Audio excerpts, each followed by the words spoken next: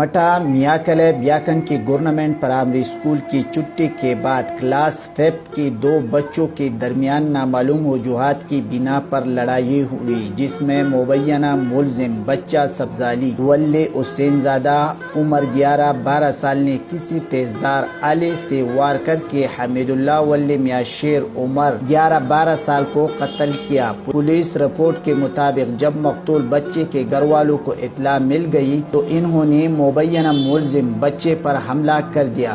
جس سے وہ زخمی ہوا، جن کو بے ہوشی کی حالات میں مٹا اسپتال لایا گیا۔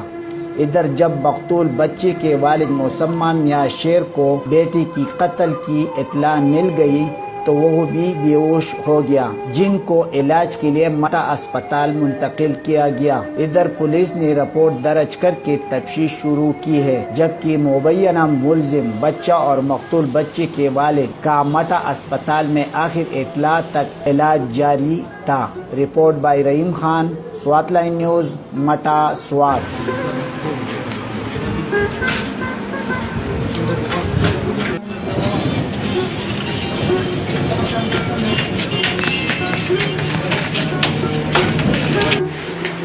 شان